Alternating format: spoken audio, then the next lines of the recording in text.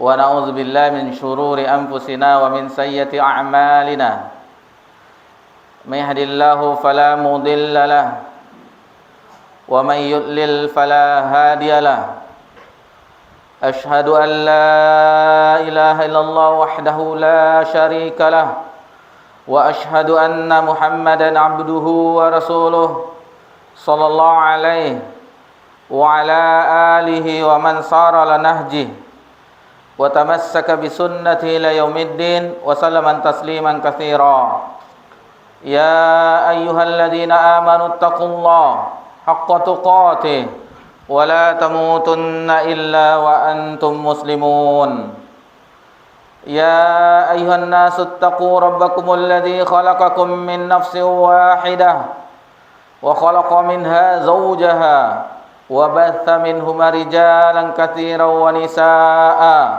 واتقوا الله الذي تساءلون به والأرحام إن الله كان عليكم رقيبا يا أيها الذين آمنوا اتقوا الله وقولوا قولا سديدا يصلح لكم أعمالكم ويغفر لكم ذنوبكم ومن يطع الله ورسوله فقد فاز فوزا عظيما أما بعد فإن أصدق الحديث كتاب الله وخير الهدي هدي محمد صلى الله عليه وسلم وشر الأمور محدثاتها وكل محدثة بدعة وكل بدعة ضلالة وكل ضلالة في النار.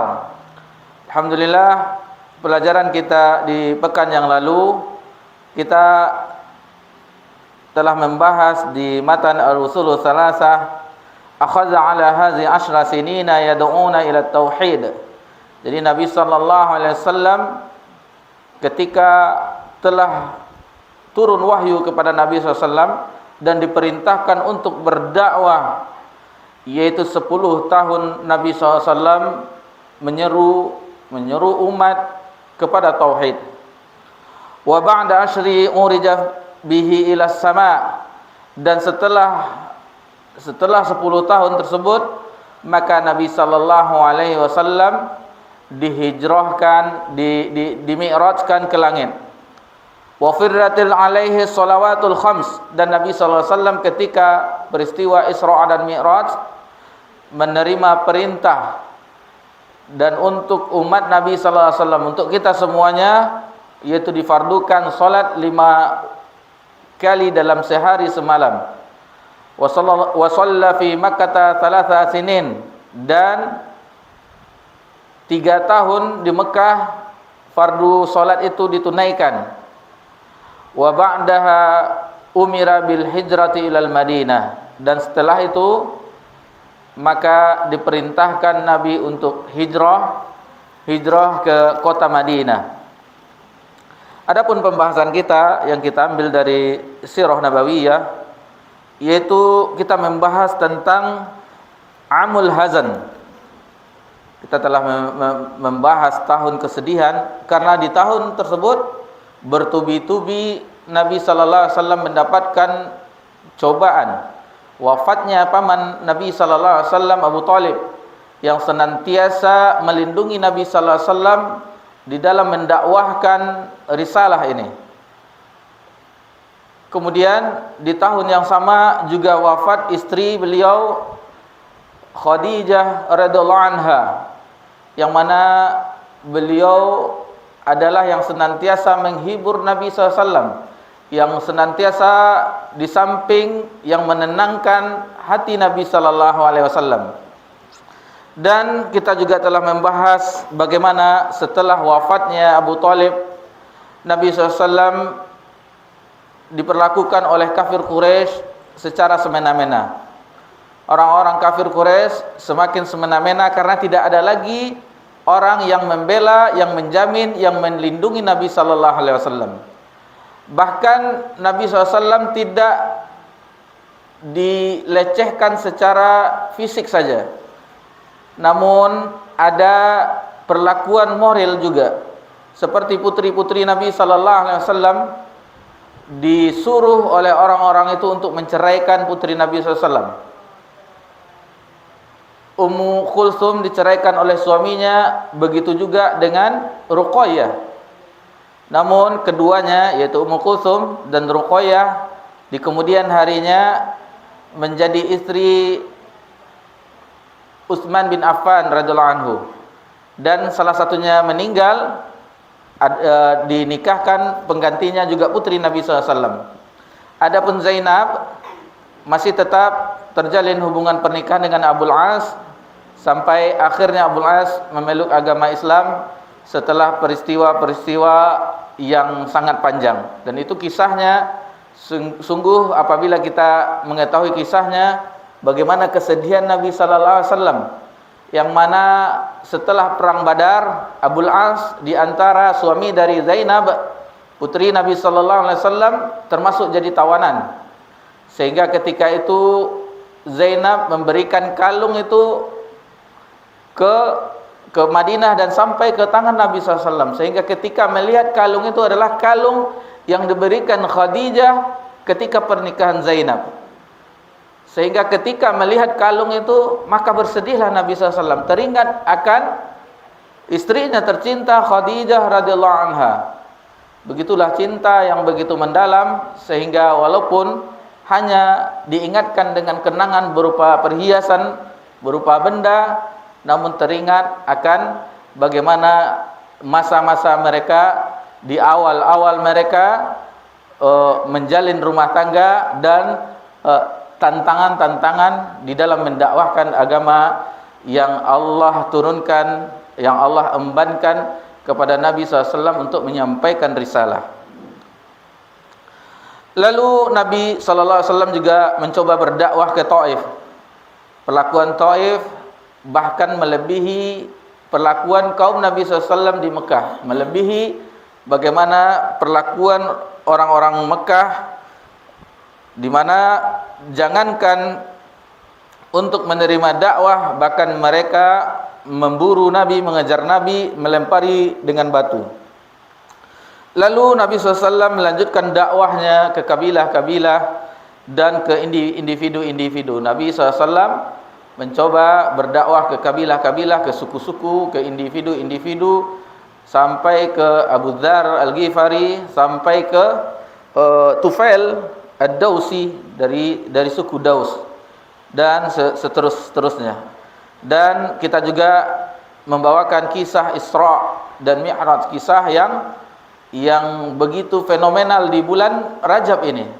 Kisah yang sebagian besar kaum muslimin negeri ini mengetahuinya, meskipun diperselisihkan bulan tanggal 27 Rajab, namun keyakinan kaum muslimin adalah peristiwa itu terjadi pada tanggal 27 Rajab. Namun kalau kita lihat referensi para ulama sirah, maka ini terjadi perbedaan-perbedaan kapan terjadinya peristiwa Isra dan Mi'raj. Dan bahkan ada yang mengatakan, saking berselisihnya, ada yang mengatakan itu hanya mimpi saja, ada yang mengatakan itu ruh saja. Dan pendapat yang kuat, kalau kita perhatikan dalam surah Al-Isra, subhanalladzi asra bi'abdihi, kata-kata abd itu sudah jelas kuat bahwasanya itu merupakan jasad dan roh. Itulah pendapat yang kuat, yang mana ulama berselisih tentang kejadian peristiwa Isra dan Mi'raj tersebut. Lalu terjadi bai'ah Aqabah, yang mana ada datang utusan dari Yathrib, dan diutuslah yang berdakwah pertama ke Yathrib, yaitu Madinah yang sekarang yang kita kenal, dulu namanya Yathrib. Maka diutuslah sahabat Mus'ab bin Umair radhiyallahu anhu. Lalu terjadi setelahnya Baitul Aqabah, Bai'at Aqabah. Maka yang kedua itu, makanya diansur-ansur mereka hijrah, karena sudah ada perlindungan dari penduduk Madinah, keselamatan, dan bagaimana mereka akan melindungi, akan membantu orang-orang yang akan menduduki, yang akan bertempat tinggal di Madinah.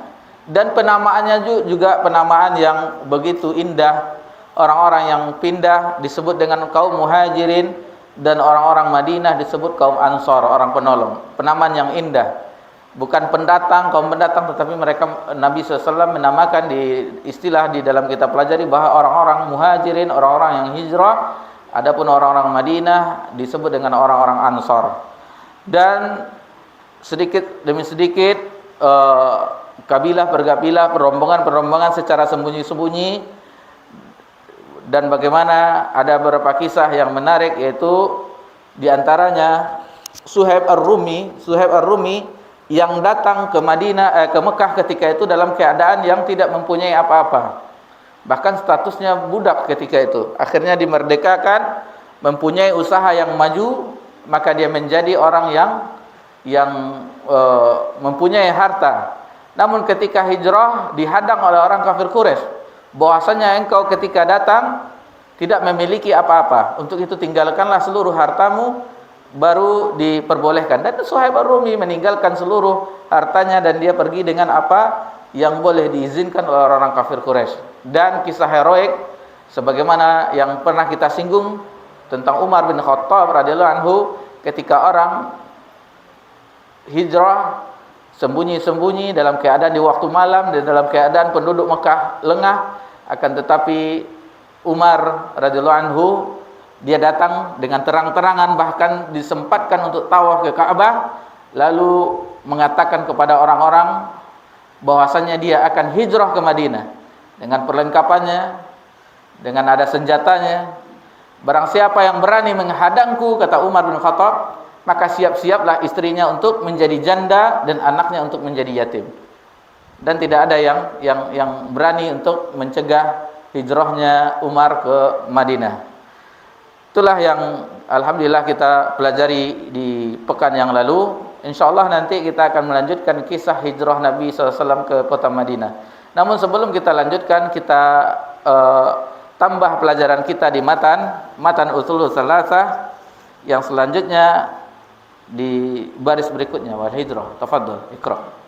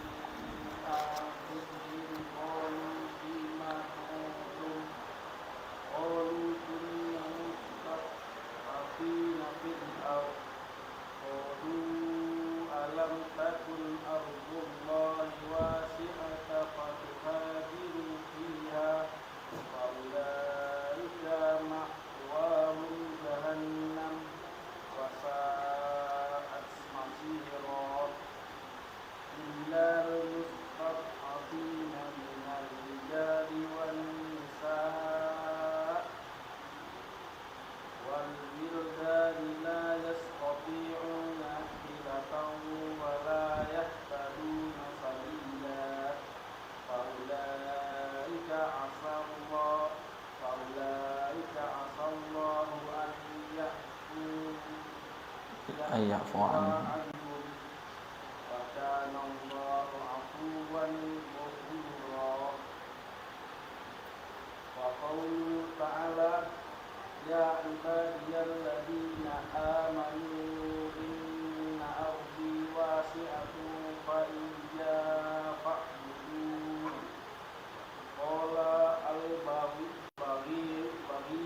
Cukup dulu kita bahas yang ini dulu, nanti dilanjutkan.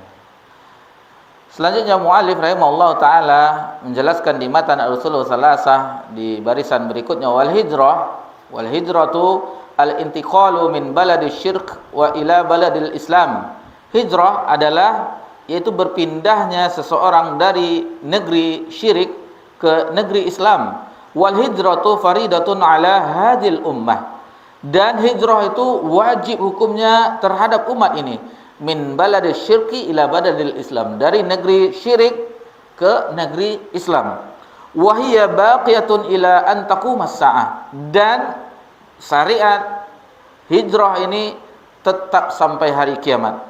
Wad dalilu qaul ta'ala, dan dalilnya adalah firman Allah Subhanahu wa taala dalam surah An-Nisa ayat 97 sampai 99. Innal ladzina tawaffahumul malaikatu zalimina anfusihim qalu fima kuntum. Sesungguhnya orang-orang yang diwafatkan, maka malaikat akan bertanya kepada mereka yang menzalimi diri mereka, yaitu qalu fima kuntum. Qalu kunna mustad'afina fil ardh. Jadi orang-orang yang telah diwafatkan itu, kenapa mereka melakukan kezaliman terhadap diri mereka? Lalu mereka menjawab bahwa mereka adalah orang-orang yang lemah, orang-orang yang tidak berdaya di permukaan bumi. Qalu alam takun ardullahi wasi'atan fatuhajiru fiha. Lalu dikatakan oleh malaikat, bukankah bumi Allah itu luas? Kenapa engkau tidak hijrah? Bumi Allah itu luas, maka hijrahlah. Faulaika ma'wahum jahannam. Dan orang-orang tersebut adalah akan mendapatkan tempat kembalinya jahannam, wasa'at masira, dan itulah seburuk-buruk tempat kembali. Illal mustad'afina minar rijal, kecuali orang-orang yang papah, orang-orang yang lemah, orang-orang yang tidak mampu, orang-orang yang laki-laki, baik dalam bagian laki-laki dia, wan nisa atau perempuan, wal wildan atau anak-anak, la yastati'u nahilatan wa la yahtaduna sabila, yang mana dia tidak sanggup untuk hijrah dan tidak ada petunjuk tahu kemana jalannya, itu dikecualikan. Faulaika asallahu an ya'fu anhum, semoga Allah mengampuni mereka. Wa kana Allahu afuwan ghafura, sesungguhnya Allah adalah Allah Subhanahu wa taala adalah yang maha memaafkan dan maha pengampun. Lalu di ayat yang lain dibawakan dalam surah Al-Ankabut ayat 56, wa qauluhu ta'ala, dan firman Allah Subhanahu wa taala, ini dalil tentang hijrah. Ya ibadiyalladzina amanu inna ardi wasi'atun fa iyaya fa'budun. Wahai hamba-hambaku yang beriman, sesungguhnya bumi ini luas dan hanya kepadakulah kamu menyembah semuanya. Taib. Qala al-Baghawi,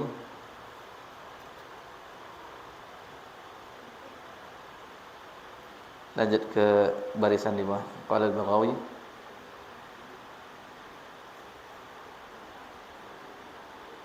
sesudah ayat Al-Ankabut tadi.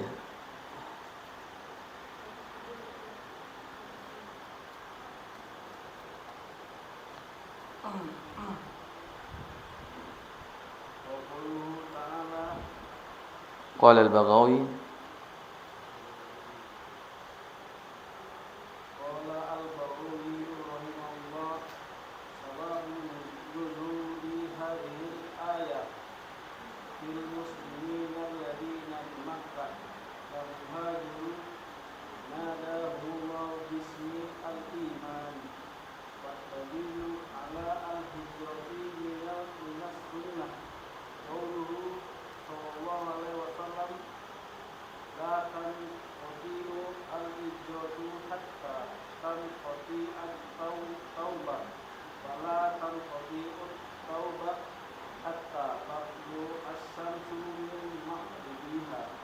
Taib, yakfi. Jazakumullah khairan wa barakallahu fikum. Itu dilanjutkan oleh muallif di dalam matan al-usul tsalasah. Qala al-Baghawi rahimallahu taala, berkata al-Baghawi, semoga Allah merahmatinya, sababu nuzul hazil ayah fil muslimin alladzina bi Makkah lam yuhajiru. Sebab turunnya ayat ini adalah berkenaan dengan orang-orang Islam di Mekah yang tidak hijrah. Nadahumullah bismil iman. Allah tetap memanggilnya dengan kata-kata iman. Hai orang-orang yang beriman, tetap dikatakan orang-orang yang beriman. Namun di dalam syarahnya Syekh Muhammad bin Shalih Al-Utsaimin rahimahullah taala menyebutkan bahwa ini tidak, lafaz ini yang dinukilkan oleh muallif Syekh Muhammad At-Tamimi rahimahullah taala tidak ditemukan di tafsir Al-Baghawi. Yang lafaz sabab nuzul hadhil ayah tidak ditemukan di tafsir Al-Baghawi. Mungkin Syekh meriwayatkannya, yang pada matan ini meriwayatkannya secara makna. Adapun lafaznya yang tertulis di sini tidak seperti itu bunyinya.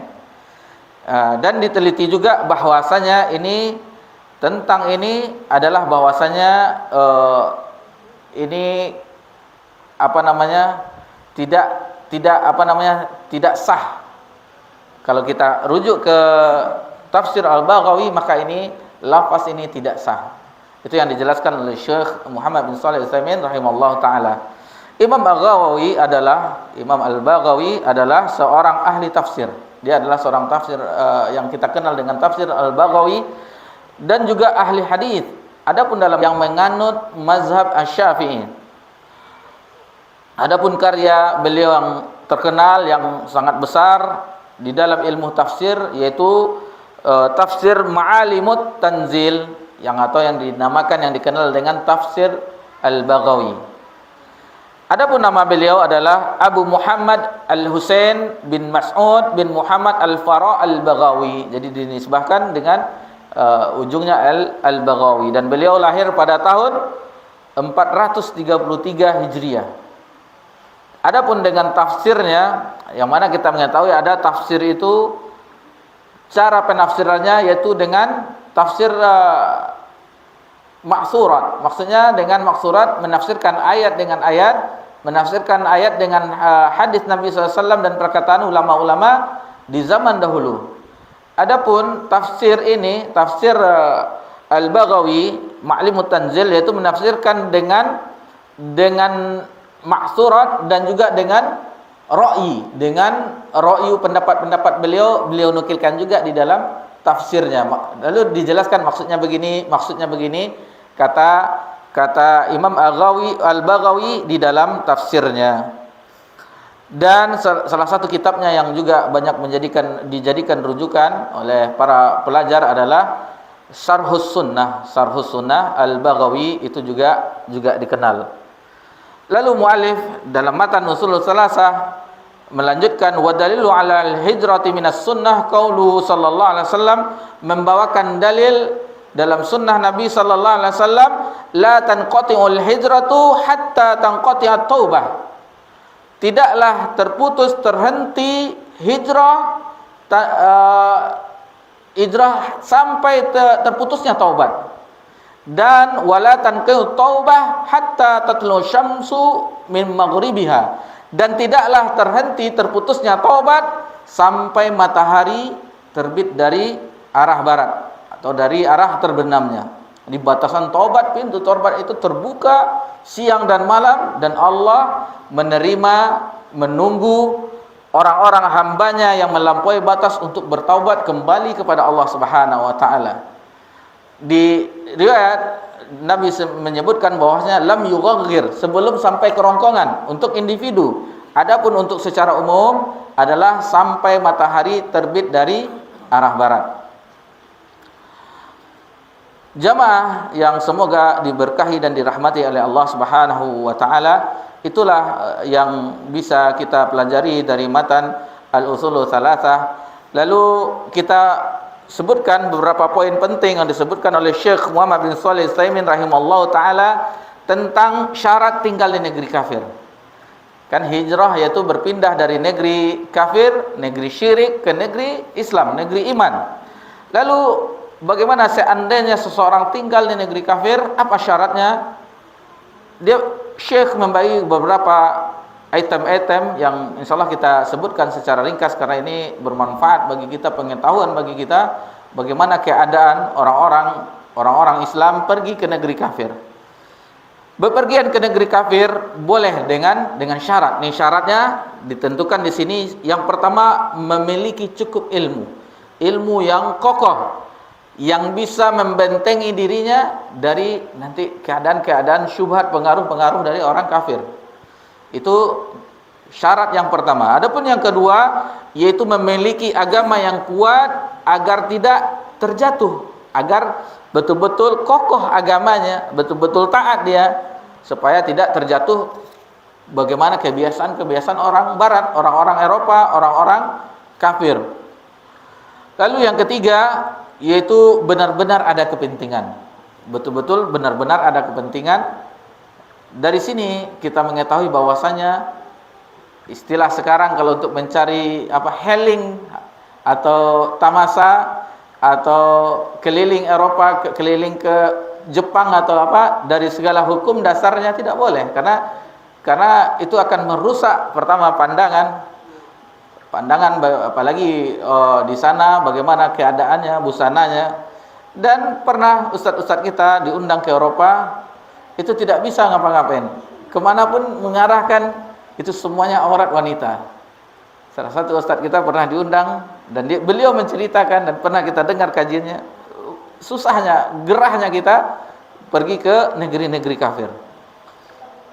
Lalu bagi yang menetap di negeri kafir ada 2 syarat utama, yaitu yang menetap, orang menetap di negeri kafir ada, misalnya dia berdomisili di negeri kafir, ada 2 syarat utama, yaitu merasa aman dengan agamanya. Harus aman agamanya, tidak dituding, tidak dipaksa untuk meninggalkan agama. Yang kedua, ia mampu menegakkan agamanya tanpa ada penghalang. Dia bisa sholat, dia bisa pokoknya tentang hukum syariat, atau bagi perempuan bisa berjilbab, bisa menjaga auratnya, itu syarat di antara syarat-syaratnya. Jika syarat-syarat itu terpenuhi, maka orang yang tinggal di negeri kafir itu ada sebab-sebabnya. Yang pertama yaitu untuk berdakwah. Untuk berdakwah ke negeri-negeri kafir supaya sampai bagaimana Islam itu sebenarnya yang mereka fobia istilahnya, sungguh tidak takut dengan ajaran Islam yang dikatakan teroris, yang bagaimana yang image media mengatakannya. Maka ini boleh kita mendatangi untuk menjelaskan Islam itu seperti bagaimana indahnya syariat Islam. Yang berikutnya tinggal untuk meneliti keadaan orang-orang tersebut. Itu kita mendatanginya, meneliti keadaan bagaimana bobroknya mereka, kacaunya kehidupan mereka, bagaimana kebudayaan mereka, bagaimana rasa tidak malu mereka bermesraan di depan umum. Diteliti keburukan-keburukannya untuk kita waspadai. Setelah kita ini bahaya, harus kita ingatkan orang-orang terhadap bagaimana keadaan negeri-negeri kafir. Belum lagi penyembahan ibadah-ibadah mereka yang semuanya berbau kesyirikan. Lalu orang yang tinggal sebagai duta besar atau diplomat atau yang lainnya, itu kemungkinannya di antara kemungkinan orang yang tinggal di negeri kafir. Lalu kondisi berikutnya itu sebagai untuk kepentingan pribadi, maksudnya dia berobat misalnya di Indonesia tidak mencukupi peralatannya atau medisnya, yang prasarananya, maka dia boleh berobat ke negeri-negeri kafir, ke Eropa, ke London atau kemana, itu diperbolehkan. Atau dia seorang pebisnis, perdagangan, ada hubungan bisnis dengan orang-orang kafir di sana, maka itu juga diperbolehkan. Tentunya dengan syarat-syarat yang tadi yang telah kita jelaskan, yang aman, yang kita mempunyai ilmu, yang kokoh agama agar tidak terpengaruh. Lalu kemungkinan yang lainnya adalah orang tinggal untuk studi, mengambil misalnya ngambil S1, S2 atau S3 di negeri-negeri kafir untuk menambahkan belajarnya, menambah ilmunya di negeri-negeri kafir, dengan syarat tentu yang tadi aman, dia beragama, tidak terpengaruh. Seandainya disiplin ilmu yang dipelajarinya ada di negeri kaum muslimin, maka dianjurkan untuk tetap di negerinya. Jangan sampai menuntut ilmu di negeri-negeri kafir. Ada seorang dosen kenalan kita, dan temannya alhamdulillah sekarang sudah guru besar, profesor. Itu saking takutnya mereka ketika mereka mengambil doktoral S3, itu takut mereka untuk menjalin anaknya lahir di situ, karena pengaruhnya. Akhirnya dia pulang ke Indonesia, umur sudah 40 lebih, anaknya baru SD, karena takutnya mereka susahnya mereka nanti anak-anaknya tinggal di lahir di negeri-negeri kafir. Itu salah satu berita dari salah seorang kenalan kita, salah satu dosen di negeri di tempat kita ini. Lalu yang selanjutnya, bagi orang yang belajar, yang melanjutkan studinya ke negeri kafir, ditambah lagi syaratnya. Selain syarat di atas ditambah lagi, yaitu pertama memiliki kematangan berfikir. Dia bisa memilih ini manfaat atau mudarat, harus ada pemikirannya. Yang kedua, memiliki ilmu yang syaratnya yang cukup. Tentunya ilmu agama. Karena fitnah, syahwat dan syubhat di negeri-negeri kafir melebihi di negeri-negeri kaum muslimin. Lalu ditambah lagi syaratnya memiliki agama yang kuat untuk membentengi budaya kafir. Seperti yang di atas tadi juga disinggung. Lalu dia itu belajar ilmu yang ketika dia kembali bermanfaat untuk negaranya, untuk negerinya. Jadi banyak sekali syarat-syaratnya yang dibawakan, karena ini pengaruh-pengaruh itu sangat tetangga, pergaulan itu mempengaruhi kita. Kita orang itu biasa saja minum khamar, orang itu biasa yang minum yang begini, orang itu biasa kita saksikan bagaimana kacaunya kehidupan orang-orang negeri kafir tersebut. Ini banyak, sangat ketat syaratnya. Kan tetapi bagi yang menambah studi S2 atau S3 magister atau doktoral di negeri kafir, lebih baik seandainya itu ada di Indonesia, lebih baik itu di Indonesia atau negeri-negeri jiran sebelah kita, atau di negeri-negeri Islam, itu lebih tidak apa untuk mempelajari agama Islam tentunya. Tapi kebanyakan orang di negeri-negeri kafir itu mempelajari sains teknologi yang mereka lebih unggul dibandingkan negara-negara yang lainnya. Bapak-bapak, ibu-ibu yang semoga dirahmati dan diberkahi oleh Allah Subhanahu wa taala. Jadi pesan kita yang kita tangkap dari syarat-syarat ini, Allah lebihkan kita dari segi harta, jangan keliling Eropa. Jangan pergi ke negeri Paman Syam. Jangan pergi ke negeri tirai bambu atau negeri-negeri kafir lainnya. Akan tetapi mendaftarlah umrah ke negeri, dan kita bisa di situ mendapatkan pahala di sisi Allah Subhanahu wa taala, dan ketentraman jiwa pun ada ketika melaksanakan ibadah tersebut. Dan seandainya kita sudah sering juga, sekarang alhamdulillah sudah dibukakan sejak 2023, maka cobalah pergi ke Baitul Maqdis, Masjidil Aqsa. Siapa tahu kita bisa juga sholat di sana, karena di situ juga mempunyai keutamaan. La asyaddur rihal ila salah satu masajid. Tidak boleh bersangatan dalam rangka perjalanan beribadah kecuali ketiga masjid: Masjidil Haram, Masjid Nabawi, dan Masjidil Aqsa. Lalu Nabi SAW bersabda yang sebagaimana diriwayatkan oleh Abu Daud dalam sunannya, man jamal musyrika wa sakana ma'hu fahuwa mithluh. Barang siapa yang berkumpul dengan orang musyrik, orang-orang syirik, orang pelaku syirik, orang kafir, wa sakana ma'hu, dan dia hidup bersamanya, maka dia seperti mereka. Jadi ini ancaman dari Nabi SAW agar kita berhati-hati terhadap orang-orang kafir, karena mereka tidak akan redha, walan tarda anka yahudu wan nasara hatta tattabi'u millatahum, sampai kita ikut kepada mereka. Mungkin dari segi KTP mungkin kita masih Islam, waliyazubillah, dengan pengaruh-pengaruh budaya mereka, akhirnya kita pun luntur, terikut hanyut dengan budaya-budaya mereka yang semuanya mengumbar-umbar, yang secara nafsu itu disukai, karena jiwa nafsu manusia itu cenderung kepada keburukan. Namun dikhawatirkan karena sering sudah biasa-biasa, akhirnya terbiasa, waliyazubillah. Dan ini dengan syarat-syarat yang di atas, mudah-mudahan ini bertambah ilmu kita, bagaimana keadaan kita atau saudara-saudara, anak-anak kita atau yang ingin belajar di negeri kafir, agar diperingatkan ini. Yang musibah yang sekarang yang kita ketahui bahwasanya itu sudah terjadi sejak tahun 70-an, bahwasanya orang-orang belajar agama Islam di negeri-negeri kafir. Mereka belajar di Boston, di Washington, tetapi mempelajari Islam. Apa apa yang akan dibawanya? Akhirnya mereka pulang ke negerinya, ke Indonesia, akhirnya merusak Islam.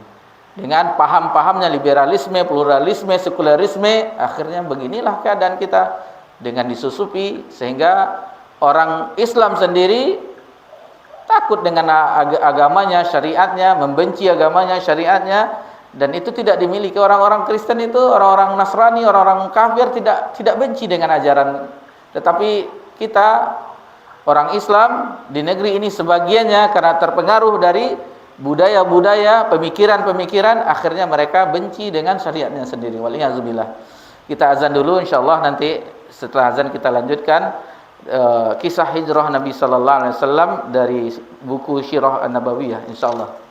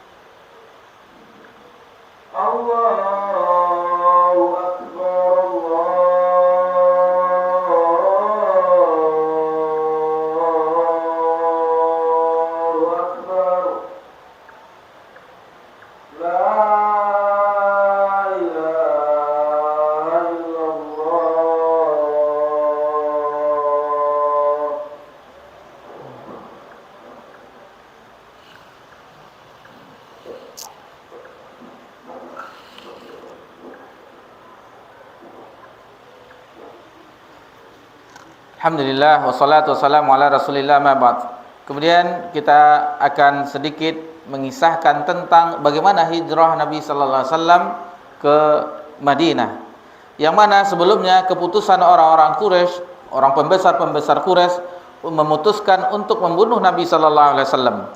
Lalu Nabi sallallahu alaihi wasallam sudah khawatir terhadap tersebut, tapi menunggu perintah dari Rabbul Alamin, menunggu perintah dari Allah, izin dari Allah Subhanahu wa taala untuk hijrah, karena sebagian mereka telah berangsur-angsur dari kalangan sahabat untuk hijrah ke Madinah. Setelah turun Jibril untuk ada isyarat perintah dari Rabbul Alamin untuk meninggalkan Mekah untuk hijrah ke Madinah, maka Nabi SAW bertolak di hari yang terik ke rumah Abu Bakar, lalu menjelaskan bagaimana mereka berdua akan, dan inilah bagaimana Nabi SAW memilih sosok sahabat yang senantiasa bersamanya di awal-awal dakwah dan senantiasa bersama Nabi SAW dimanapun dan kapanpun, di banyak waktu, dalam keadaan berjalan, dalam keadaan duduk, dalam keadaan apa, sering bersama Abu Bakar. Begitu juga dengan Umar. Namun di dalam kisah hijrah ini Nabi SAW yaitu bersama sahabatnya yang setia, yaitu Abu Bakar As-Siddiq radhiyallahu anhu. Lalu setelah Nabi SAW masuk, maka Nabi SAW merasa khawatir supaya disuruh, diperintahkan Abu Bakar untuk agar tidak ada orang di rumahnya. Lalu Abu Bakar mengatakan bahwa di rumah ini adalah keluarganya saja, tidak ada yang membahayakan, karena ini adalah rahasia. Seandainya ini bocor, maka orang-orang kafir Quraisy akan mengetahuinya. Lalu Nabi SAW, sudah saatnya, kata Nabi, memberi syarat bahwasanya sudah ada perintah dari Rabbul Alamin untuk hijrah. Maka adapun dari orang-orang Quraisy, mereka melakukan blokade kepada Nabi SAW. Di antaranya mereka orang pembesar-pembesarnya, Abu Jahal, Abul Hakam bin As, Uqbah bin Uaid, An-Nadar, Umayyah bin Khalaf, dan yang orang-orang tokoh-tokoh Abu Lahab, paman Nabi sendiri, Ubay bin Khalaf, Nubaih, dan Munabi bin Hajjaj, dan seluruhnya yang ingin menghabisi Nabi SAW, yang ingin membunuh Nabi SAW. Karena mereka pun telah mengetahui ini otomatis Muhammad dan sahabatnya Abu Bakar juga akan hijrah, karena sebagian mereka telah beransur-ansur untuk hijrah ke Madinah. Lalu mereka mengepung rumah Nabi SAW, seolah-olah mereka akan berhasil dengan misinya ini. Namun di sini Allah Subhanahu wa taala mengisyaratkan bagaimana tipu daya orang terhadap Nabi Muhammad SAW, akan tetapi tipu daya mereka itu tidak bermanfaat bagi Allah Subhanahu wa taala. Allah Subhanahu wa taala berfirman dalam surah Al-Anfal, wa idh yamkuru bikal ladzina kafaru liyuthbituka ay yaqtulaka ay yukhrijuk wa yamkurullah wallahu khairul makirin. Dan ingatlah ketika orang-orang kafir, orang-orang Quraisy yang memikirkan daya upaya terhadapmu wahai Muhammad untuk menangkap dan memenjarakanmu, bahkan untuk membunuh Nabi sallallahu alaihi wasallam dan mengusirnya. Mereka memikirkan tipu daya, Allah menggagalkan tipu daya mereka itu, dan adalah Allah sebaik-baik pembalas tipu daya mereka. Lalu Rasulullah SAW meninggalkan rumahnya ketika di tengah malam, bertepatan di tengah malam, maka Nabi SAW memerintahkan kepada Ali bin Abi Thalib untuk tidur di tempat Nabi SAW. Seperti kebiasaan Nabi SAW, ada selimut yang berwarna hijau burdah yang dari selimut dari negeri Yaman, lalu dipakaikan juga kepada Ali bin Abi Thalib. Lalu ketika Nabi SAW keluar, maka Nabi SAW menaburkan kepada orang-orang itu yang memblokade rumah Nabi SAW, yang telah mengepung rumah Nabi SAW. Lalu Nabi SAW melemparnya dengan pasir. Di riwayat ini dijelaskan bahwasanya ketika itu Nabi SAW membaca surah Yasin. Ini sebagian orang-orang katanya ini jimat supaya tidak nampak. Baca surat Yasin di ayat 9, wa ja'alna min baini aydihim saddan wa min khalfihim saddan fa aghshaynahum fahum la yubsirun. Dan kami adakan di hadapan mereka dinding dan di belakang mereka dinding pula, dan kami tutup mata mereka sehingga mereka tidak dapat melihat. Lalu setelah itu Nabi SAW tidak terlihat oleh orang-orang yang mengepungnya. Lalu Nabi menuju ke sebuah gua yang berlawanan dengan arah Madinah, yaitu ke arah Yaman. seandainya Madinah dari Mekah itu arah utara, maka Nabi menuju ke arah selatan. Yang di situ ada Gua Thur. Gua Thur yang disitulah Nabi SAW beberapa hari agar bisa selamat dari kejaran orang-orang tersebut. Selama berapa hari Nabi di situ, maka keadaan Nabi SAW dengan tidak beralaskan kaki, sehingga luka-luka kaki Nabi SAW, sehingga saking susahnya Nabi bahkan dengan isyarat berjalan dengan menginjik-injik supaya tidak kelihatan jejaknya, jejak di padang pasir itu, untuk menghilangkan jejak. Dan dengan kondisi yang susah karena kaki Nabi terluka, tidak ada alas kaki, maka Nabi SAW digendong oleh Abu Bakar sampai ke puncak Gua Thur. Setelah di dalam gua tersebut, maka Abu Bakar pun melihat dahulu, Abu Bakar melihat keadaan aman, ada lubang-lubang ditutup oleh Abu Bakar dengan secari pakaian atau yang disobeknya, adapun lubang yang lain ditutup oleh Abu Bakar. Lalu maka diizinkan Nabi, ayo ya Rasulullah, maka masuklah Nabi SAW. Dan akhirnya ketika itu Nabi istirahat, tertidur, dan Abu Bakar disengat oleh binatang yang berbisa ketika di Gua Thur tersebut.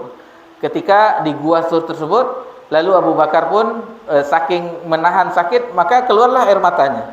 Ketika itu maka Nabi sallallahu alaihi wasallam pun terbangun. Lalu Nabi mengatakan, apa yang gerangan yang terjadi wahai Abu Bakar? Maka Nabi, wallahi, demi ayah dan ibuku sebagai tebusannya ya Rasulullah, sesungguhnya aku tersengat hewan berbisa. Maka Nabi SAW dengan mukjizatnya meludahi dekat situ, maka hilanglah rasa sakit yang dirasakan oleh Abu Bakar.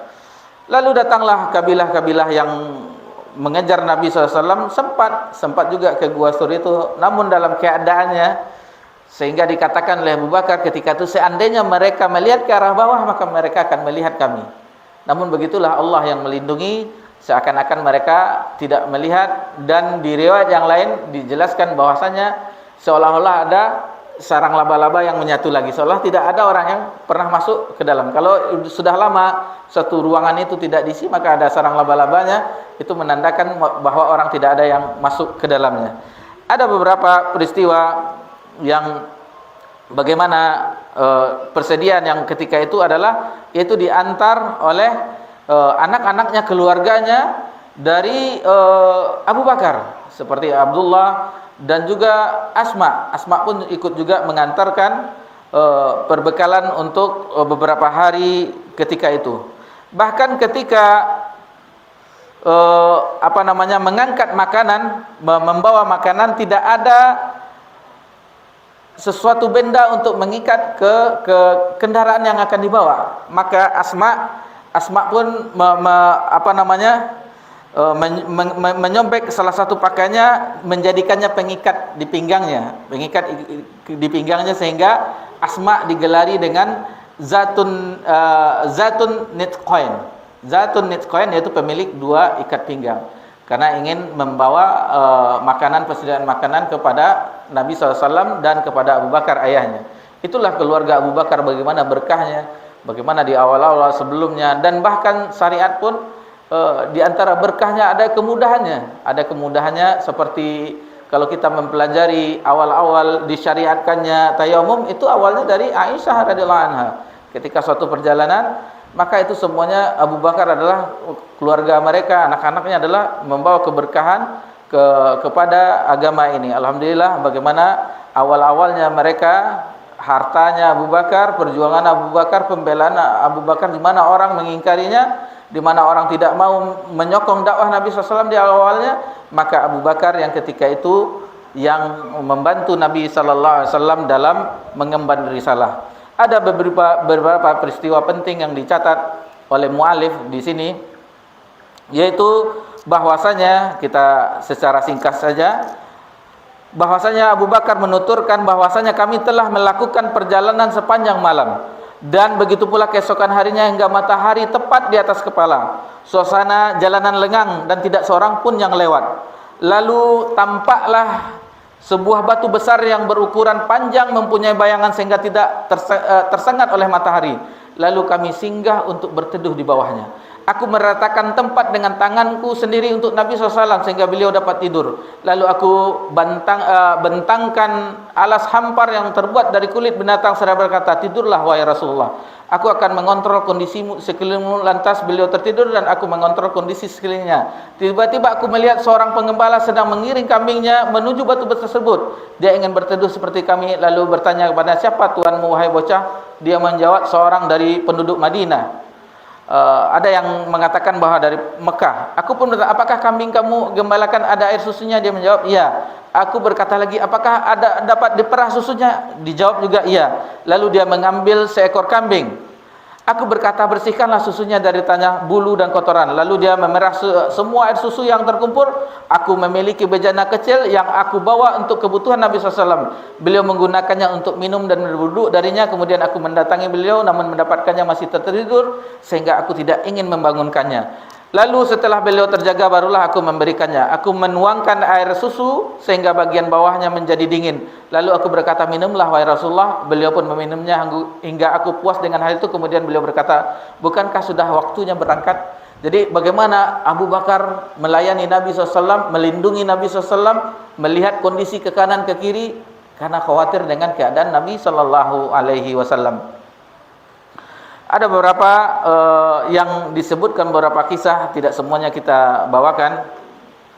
Lalu bagaimana dengan undian orang yang ingin mengajar Nabi SAW, karena akhirnya tercium juga bahwa sesungguhnya Nabi ke arah Madinah. Disusul, diundi di Mekah, barang siapa yang bisa menemukan Abu Bakar dan Umar, maka diberi 100 ekor onta hadiahnya. Maka salah satu yang menyusul adalah Suraqah bin Malik. Suraqah bin Malik ketika itu menyusul, sehingga akhirnya nampak Abu Bakar pun khawatir. Lalu Nabi SAW bertanya, ada apa wahai Abu Bakar? Lalu orang yang mengejar, yang melacak kita itu sudah mencapai kita wahai Rasulullah.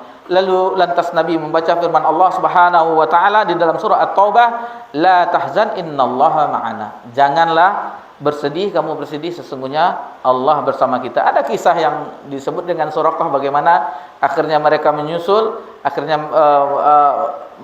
mengunuskan pedangnya ke Nabi SAW, siapa yang akan melindungi? Maka Nabi SAW menjawab bahwa Allah lah yang akan melindunginya. Akhirnya terbalik, karena gemetarnya, maka akhirnya Nabi SAW yang mengambil kondisi tersebut. Akhirnya Nabi bebaskan kembali dan dia kembali ke Mekah, ke tempat asalnya. Lalu kisah yang menarik di perjalanan juga berjumpa dengan kemah-kemah di perjalanan Madinah. Itu kalau kita pergi ke museum-museum itu ada peta perjalanan Nabi SAW hijrah, itu bekas-bekasnya perjalanannya itu dilihatkan biasanya itu di museum-museum. Kalau yang pernah pergi ke museum-museum di Madinah, maka dilihat perjalanan hijrah Nabi, diperlihatkan biasanya perang Khandaq, ada itu miniatur-miniaturnya. Bagaimana peristiwa perang Khandaq juga dilihatkan di kalinya parit-parit di sekeliling Madinah ketika pasukan Ahzab menyerang kota Madinah. Di sini Nabi berjumpa dengan kemah-kemah di perjalanan dengan Ummu Ma'bad Al-Khuzaiyah. Namun keadaan kambing-kambing mereka, domba-domba mereka yang kurus kering sehingga tidak ada air susunya. Lalu Nabi SAW mengatakan, apakah ada yang ini? Tidak ada, katanya. Keadaannya seperti ini.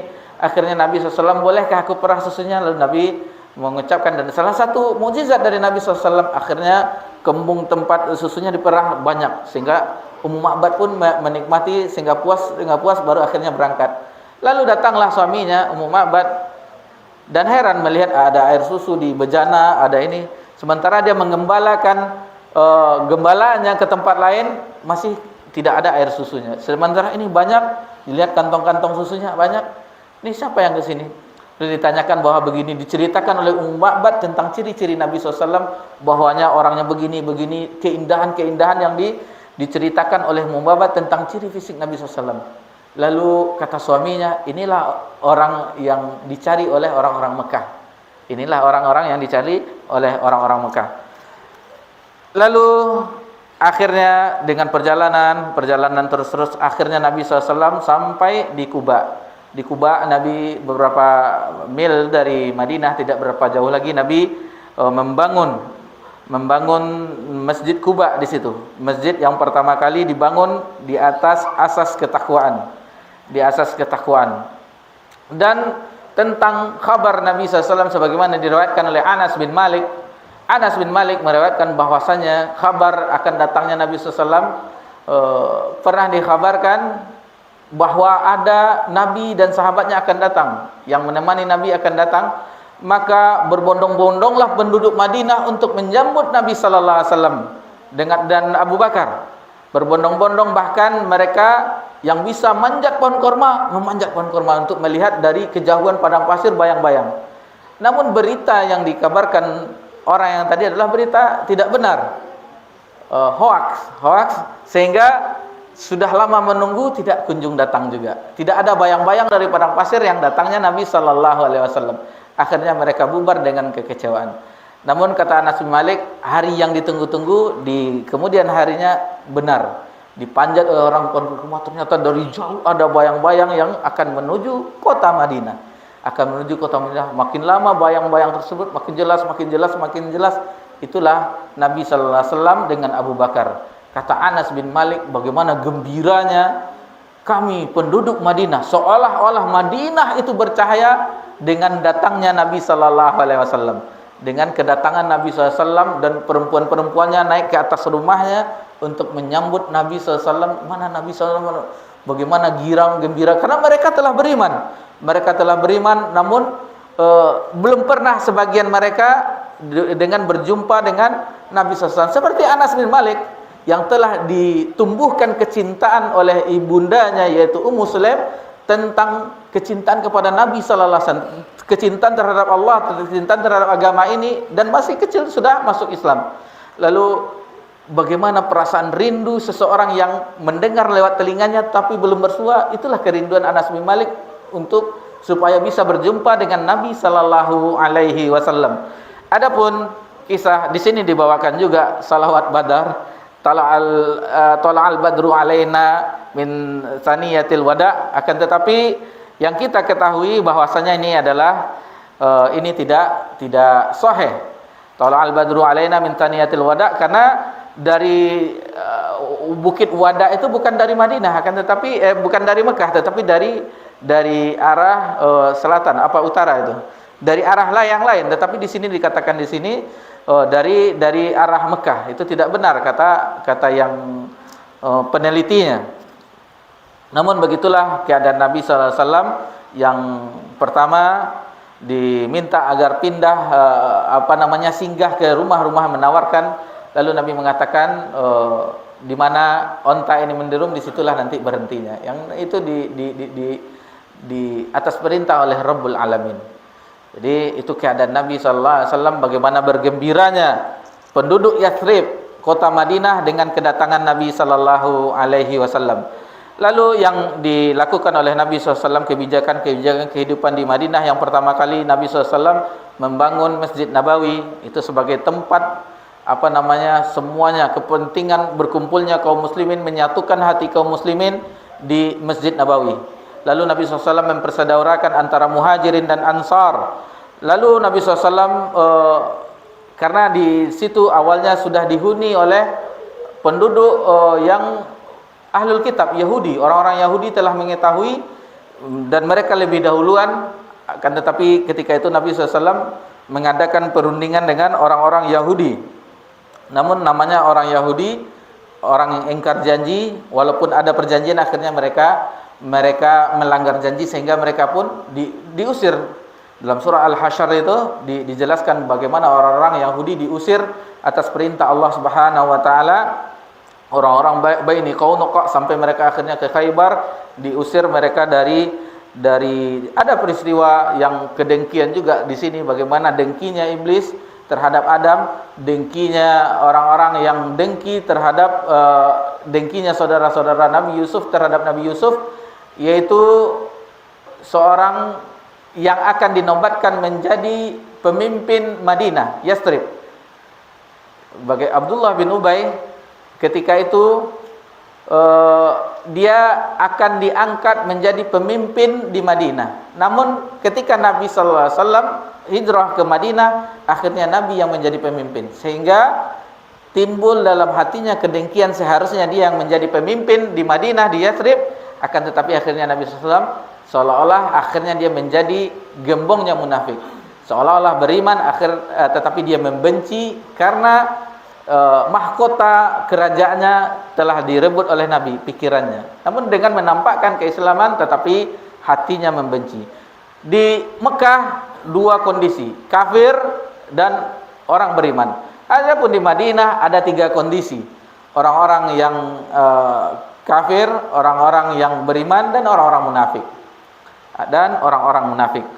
Lalu terjadilah pertempuran yang sangat dahsyat setelah Nabi membina negara, istilahnya daerah, dengan syariat yang dibimbing oleh Allah Subhanahu wa taala. Maka terjadilah pertempuran pertama, yaitu pertempuran perang Badar di tahun kedua Hijriah. Nabi hijrah di tahun ke-13 Hijriah, terjadi peristiwa itu tahun kedua Hijriah di bulan Ramadan. Awalnya itu tidak peperangan, cuma ingin mencegat untuk mengambil harta-harta mereka yang mereka tinggalkan ketika hijrah. Bayangkan, semuanya ditinggalkan. Hanya yang bisa dibawa saja, yang bisa dibawa di Madinah. Jadi mereka dahulu kaya, hijrah menjadi orang yang miskin, yang dengan apa saja perlengkapan yang bisa dibawa oleh kendaraan mereka. Lalu mereka, orang-orang muhajirin, ingin mengambil haknya yang telah dirampas orang-orang kafir Quraisy. Ketika delegasi perdagangannya ingin melewati, maka awalnya tidak, akan tetapi itu karena kehendak Allah Subhanahu wa taala, dan ada yang menyampaikan berita itu juga ke Mekah bahwa orang-orang Muhammad dan sahabat-sahabatnya akan melakukan perampokan terhadap harta mereka. Katanya akhirnya datang bala bantuan dari Mekah, sehingga dengan takdir Allah Subhanahu wa taala, tepatnya di Badar, terjadilah peristiwa yang sangat besar di perang Badar. Kondisi bagaimana kita mengetahui sejarahnya perang Badar, mungkin kita telah mengetahuinya, kita cuman cuplikan secara ringkas. Dan alhamdulillah itulah kemenangan yang Allah janjikan kepada orang-orang beriman. Setelah 13 tahun di Mekah, hijrah di tahun kedua, 15 tahun mereka bersabar. Dengan turunnya syariat, Allah berikan kemenangan. 15 tahun dalam kesabaran mereka, orang-orang beriman, maka Allah berikan kemenangan di peristiwa perang Badar. Di sana banyak orang-orang yang gugur, seperti Abu Jahal dan tokoh-tokoh kafir Quraisy lainnya gugur di perang Badar. Lalu tidak berapa tahun akhirnya terjadi peristiwa perang Uhud.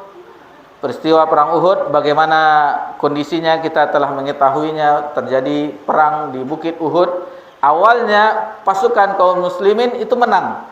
Nabi berpesan kepada orang-orang pasukan pemanah dari Bukit Panah Rumana itu, supaya jangan, apapun kondisinya, jangan beranjak dari tempatnya, jangan tinggalkan tempatnya.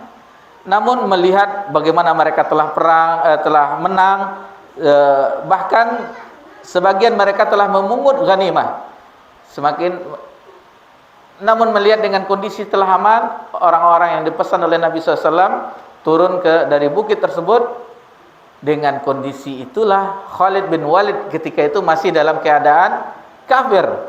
Khalid masih dalam keadaan kafir, dan itulah kecerdasannya. Dilihatnya kondisi yang begitu kesempatan emas, diputarnya pasukan kudanya, akhirnya beralih ke pasukan pemanah.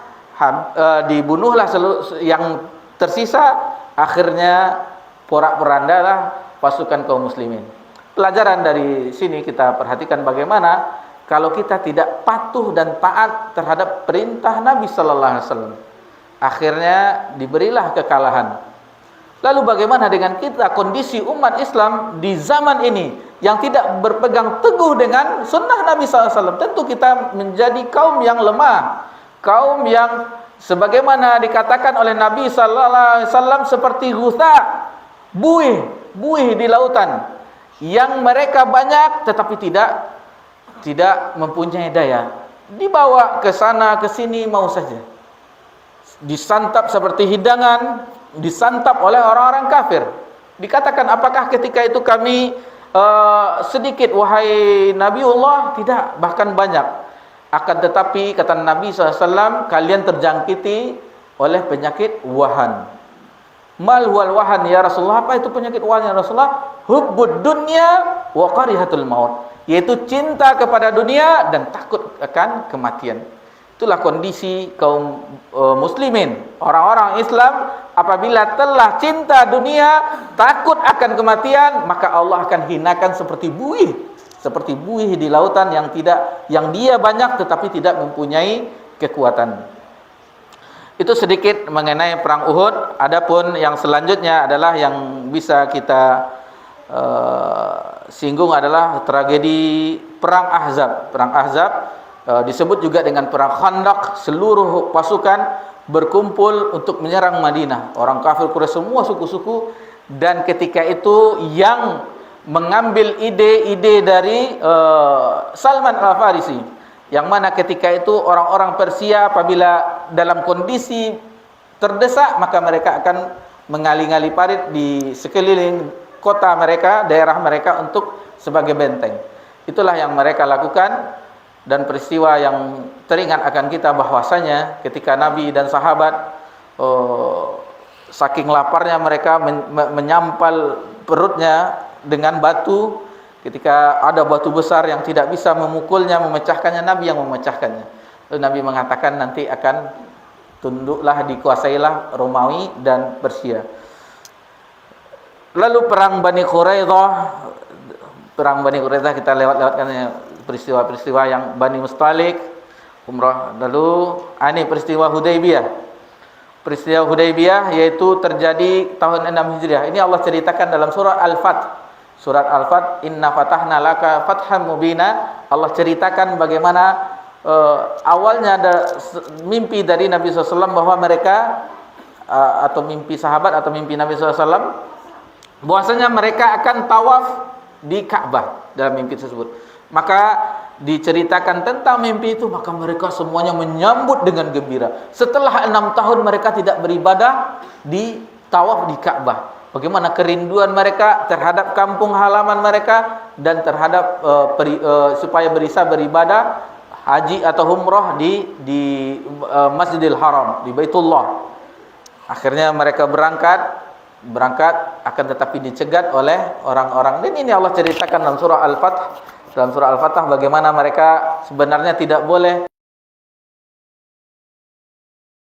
ke Mekah, tidak banyak syarat-syarat. Sebenarnya mereka yang melanggar, tetapi dibuatlah perjanjian ketika itu, perjanjian Hudaybiyah, yang mana bismillahirrahmanirrahim, mereka tidak ingin Ar-Rahman itu bagi Allah Rasulullah, mereka tidak meyakini dengan Nabi itu Muhammad itu Rasulullah, sehingga jadi perjanjian Muhammad saja bin Abdillah. Banyak isi-isinya yang sebenarnya itu adalah merugikan kaum muslimin, akan tetapi itu adalah kemenangan kata Allah Subhanahu wa taala. Sebenarnya isinya, poin-poin dari perjanjian Hudaybiyah itu adalah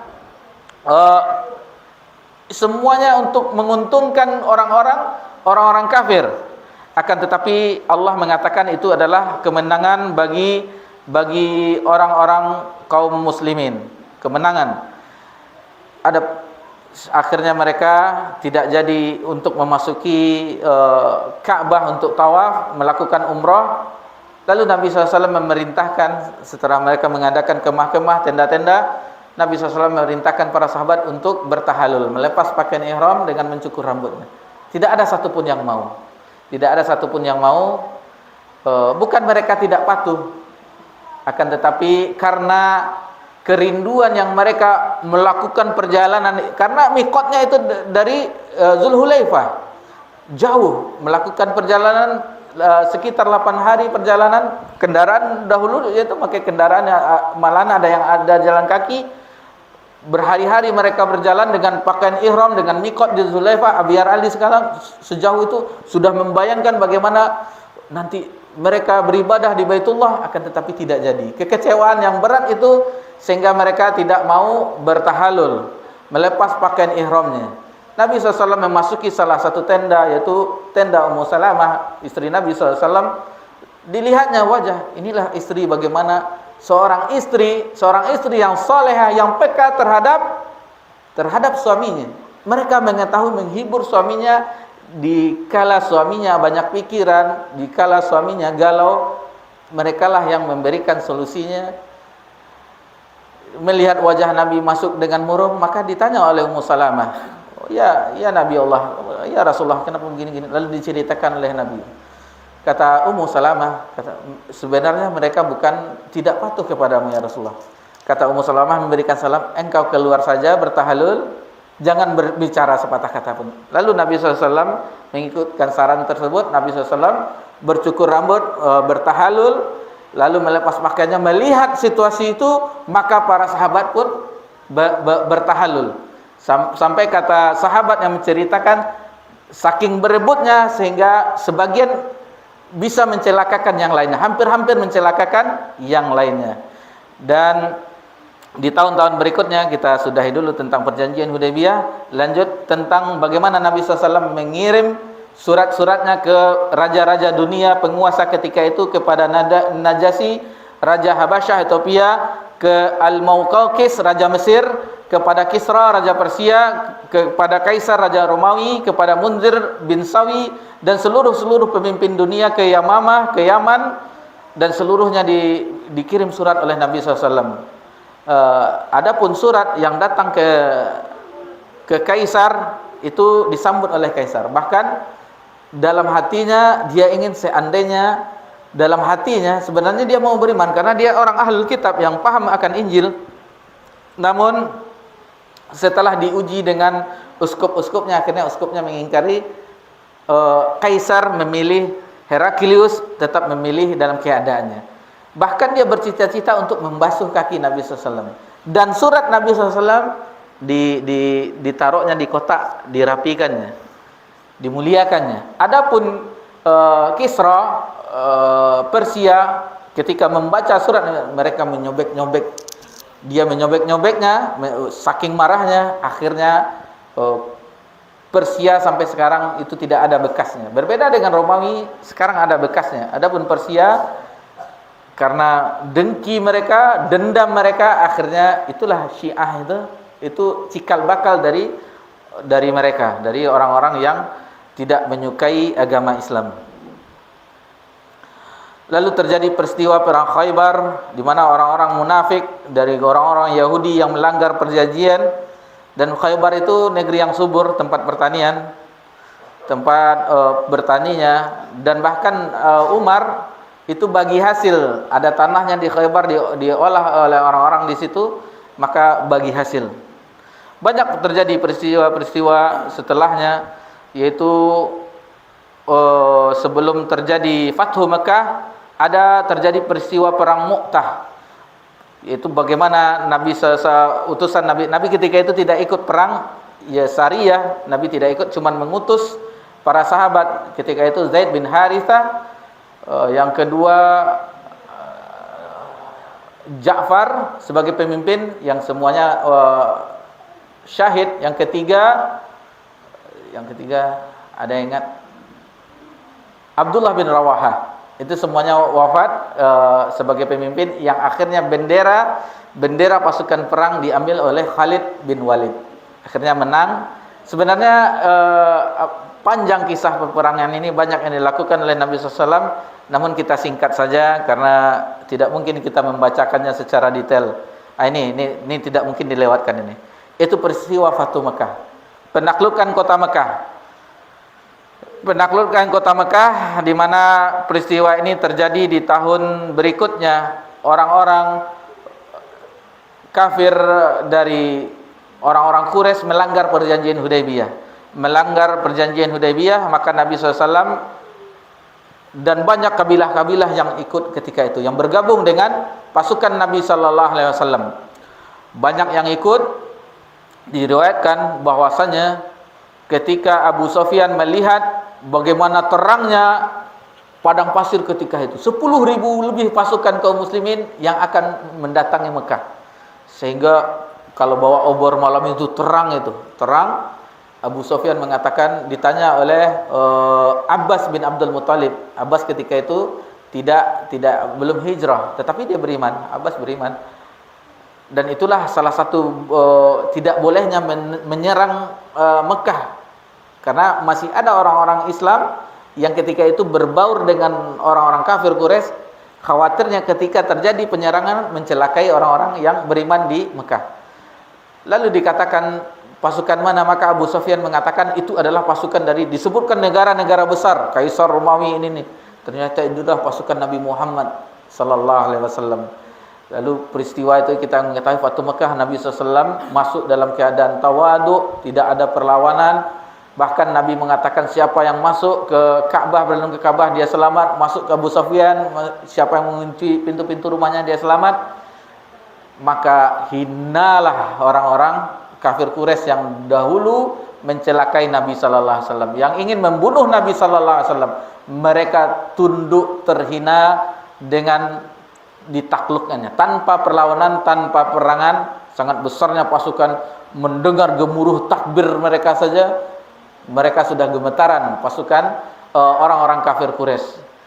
Lalu dengan peristiwa tersebut, tepat peristiwa tersebut, disuruh Bilal azan naik ke Ka'bah, bertambah hina juga. Seorang budak dahulu disiksa, sekarang posisinya tinggi untuk mengumandangkan azan. Kehinaan bagi orang-orang kafir Quraisy ketika itu. Dan ketika itu seluruh berhala di Ka'bah tidak dihancurkan, dan mulai saat itu Baitullah suci dari berhala-berhala, suci dari berhala, dari kesyirikan. Sampai sekarang tidak ada lagi tawaf yang tanpa busana, tidak ada lagi bersiul-siul, tidak ada lagi tepuk tangan, tidak ada lagi berhala.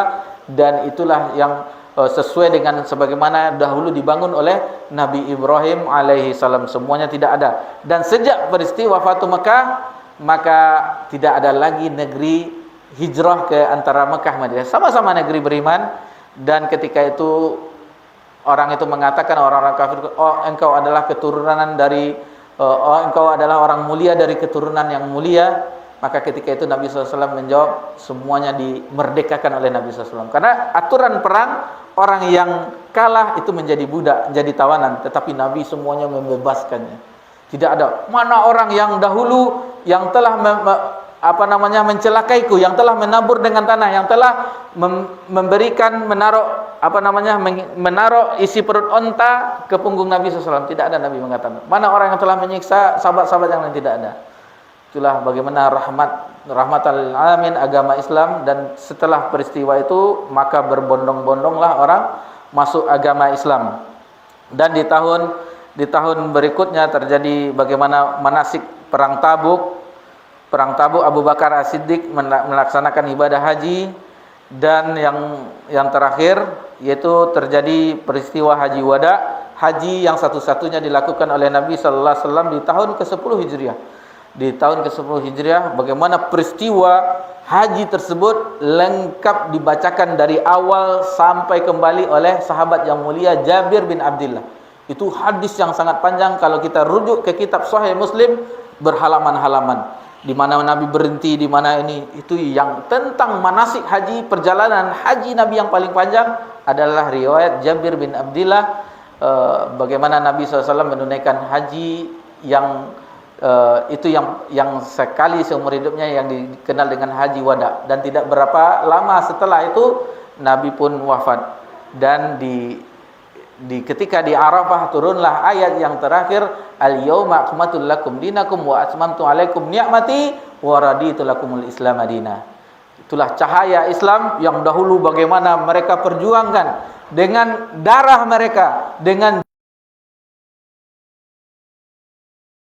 sekarang Islam itu telah cahayanya ke seluruh negeri-negeri Jazirah Arab. Allah menangkan, dan banyak orang yang berbondong-bondong. Dan ayat yang surat, kalau itu ya ayat terakhir, ada pun surat yang terakhir yang setelah utuh yang turun adalah surat An-Nasr.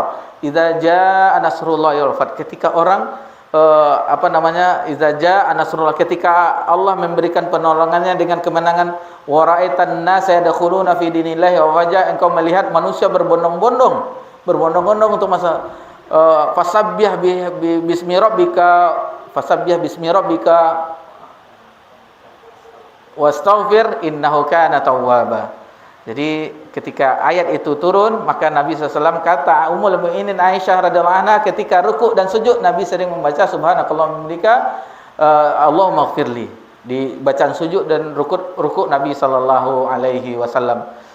Adapun ayat itu, surat itu, kata Abdullah bin Abbas bahwasanya ayat itu pertanda dekatnya ajal Nabi sallallahu alaihi wasallam. Dan Umar ketika ayat itu turun, al-yauma akmaltu lakum dinakum, setelah kesempurnaan itu melainkan setelahnya kekurangan. Setelah sempurna kekurangan yaitu wafatnya Nabi sallallahu alaihi wasallam. Ini sepertinya wafat Nabi sallallahu alaihi wasallam ini tidak detik-detik, bagaimana tidak mungkin kita selesaikan di malam hari ini. Insyaallah untuk sirah nabawiyah yang singkat ini kita sambung di pekan depan, insyaallah Senin depan, tentang Rasulullah SAW wafat. Khusus kita bahas itu, dan itulah kitab Ma'rifatun Nabiyukum sallallahu alaihi wasallam. Setelah itu berapa matan, paragraf lagi dari matan, dan insyaallah satu kali besok atau tidak pekan satunya lagi matan ini selesai insyaallah. Baik, demikianlah yang bisa kita pelajari di malam yang berbahagia ini, meneladani Nabi kita Nabi Muhammad sallallahu alaihi wasallam, bagaimana perjuangannya dan bagaimana kita nikmatnya kita dengan cahaya Islam ini. Dan tugas kita sekarang ini yaitu dengan mempelajarinya, dengan mengamalkannya dan mendakwahkannya. Kalaulah kita tidak mempelajari agama ini, maka agama ini akan tidak diketahui apa maksudnya agama ini, apa ibadah ini, apa yang bisa dihalalkan, diharamkan, yang hukum-hukum yang diturunkan oleh Allah Subhanahu wa taala. Dan kalau tidak diamalkan juga tidak kelihatan. Dan apabila yang ketiga, di awal-awal matan usulul salasah disebutkan, yaitu berilmu, belajar, yaitu mengamalkan dan mendakwahkannya. Itu adalah jalan yang mana kita dengan menempuh jalan itu, maka kita menjadi hamba yang tidak merugi. Kita belajar, kita mengamalkan dan mendakwahkannya, kita menjadi hamba yang tidak merugi.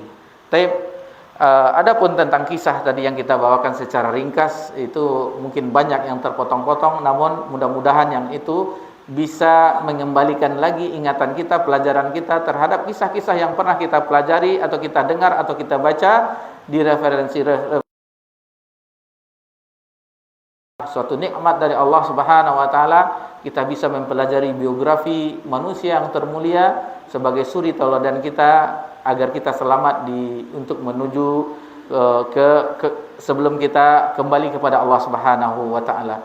Demikianlah yang bisa kita bahas. Mudah-mudahan ini bisa kita lanjutkan di pekan depan insyaallah dengan kisah detik-detik wafatnya Nabi sallallahu alaihi wasallam. Subhanakallahumma bihamdika asyhadu an la ilaha illa anta astaghfiruka wa atubu ilaik. Wassalamu ala nabi Muhammad sallallahu alaihi wasallam wa ala alihi washabbihi ajmain walhamdulillahi rabbil alamin. Wassalamualaikum warahmatullahi wabarakatuh.